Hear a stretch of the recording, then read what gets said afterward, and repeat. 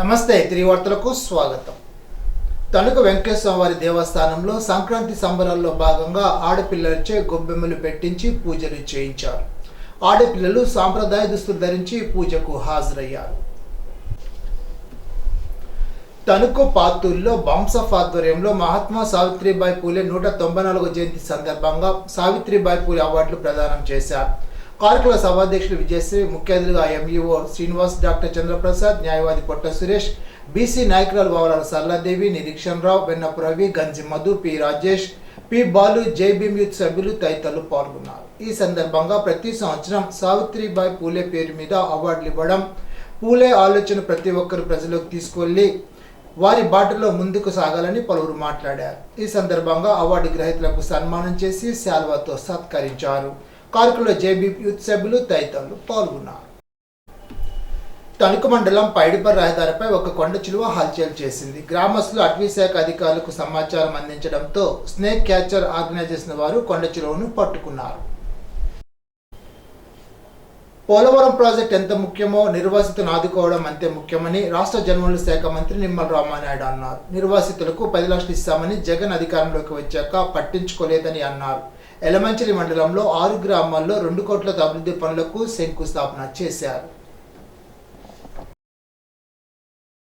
ఈరోజు ఎన్డీఏ ప్రభుత్వం వచ్చిన తర్వాత పోలవరం, అమరావతి, పరిశ్రమలు, పారిశ్రామికవేత్తలు ఇటువంటి అభివృద్ధి కార్యక్రమాలతో పాటుగా గ్రామాలలో కూడా మనం చూస్తూ ఉన్నాం.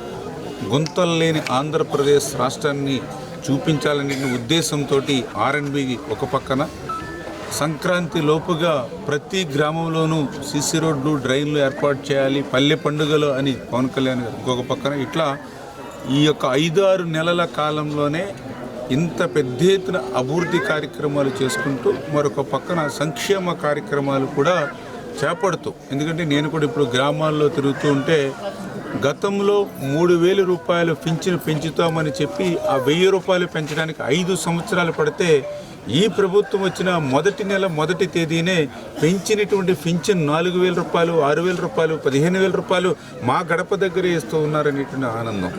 ఎవరైతే విద్యార్థులు చెప్తూ ఉన్నారు, గతంలో మేము చదువుకు పూర్తయిన తర్వాత ఉద్యోగాలు వస్తాయో లేదో టీచర్ల పోస్టులని 7-8 సంవత్సరాల నుంచి వేచి ఉంటే మరి ఈవేళ డిఎస్సి నోటిఫికేషన్ ఇచ్చి మాకు ఒక ఉద్యోగ భద్రత కల్పిస్తున్నారనే విషయం.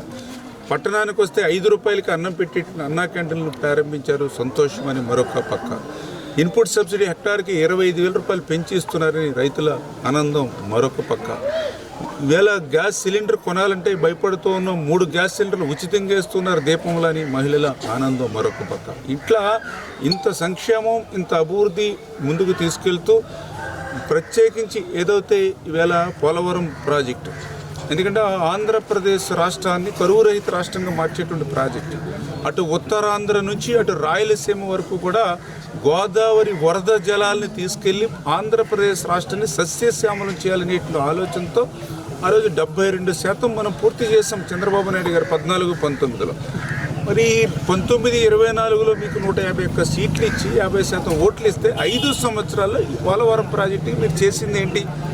ఈవేళ సూటిగా ఈవేళ వైఎస్ఆర్సీపీ జగన్మోహన్ రెడ్డి గారు సమాధానం చెప్పాల్సిన అవసరం ఉంది. 5 సంవత్సరాల్లో కష్టపడి నిర్మాణం చేసినటువంటి డయాఫ్రమ్ వాళ్ళు విధ్వంసం చేశారు. మీరు చేసిన నిర్వాహకం అటువంటిది. పాలకొల్లు మండలం శివదేవుని చిక్కాల్లో రాఘవేంద్ర చారిటబుల్ ట్రస్ట్ ద్వారా ఉచిత కుట్టు శిక్షణ పొందిన మహిళలకు మంత్రి నిమ్మల రామానాయుడు ఉచిత కుట్టు మిషన్లు అందజేశారు.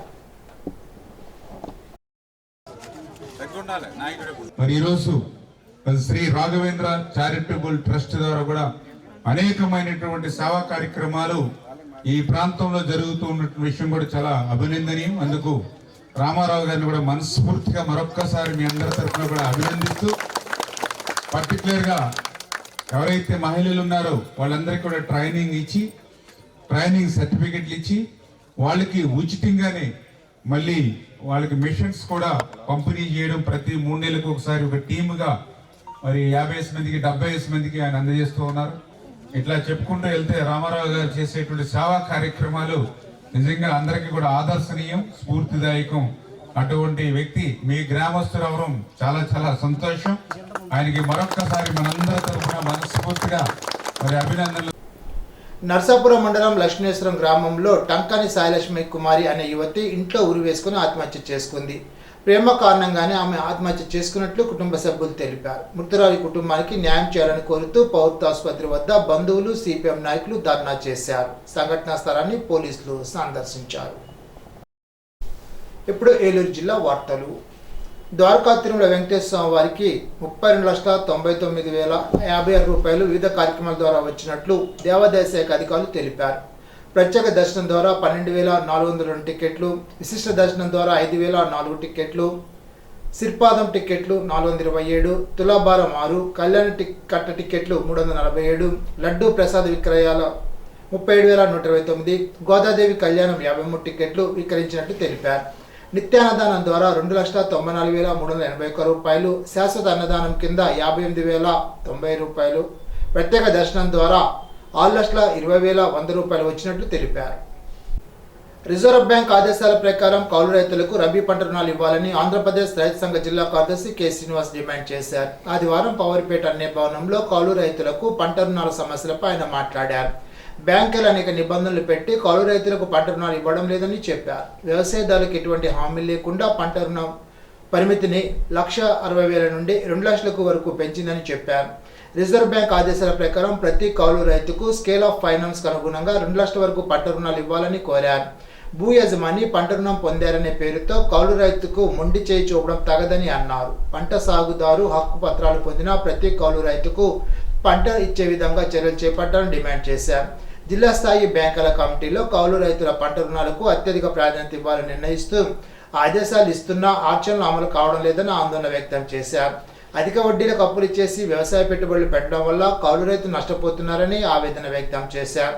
రాష్ట్ర ప్రభుత్వం చెప్పిన విధంగా నూతన కౌలు చట్టం తీసుకువచ్చి కౌలు రైతులకు మేలు చేయాలని విజ్ఞప్తి చేశారు. కౌలు రైతుల రుణాల కోసం బ్యాంకుల ముందు ఆందోళనకు సిద్ధం కావాలని కోరారు. సమావేశంలో ఆంధ్రప్రదేశ్ కౌలు రైతు సంఘ జిల్లా కో-కన్వీనర్ వెజ్జు శ్రీరామచంద్రమూర్తి పాల్గొన్నారు. ఈనాటి బంగారు మాట. ఆలస్యం చేయడం వల్ల సులువైన పని కష్టమవుతుంది, కష్టమైన పని అసాధ్యమవుతుంది. ఎమర్సన్. ఈ వార్త ఇంతటితో సమాప్తం. తిరిగి బిజినెస్లో కలుసుకుందాం. అంతవరకు సెలవు. నమస్కారం.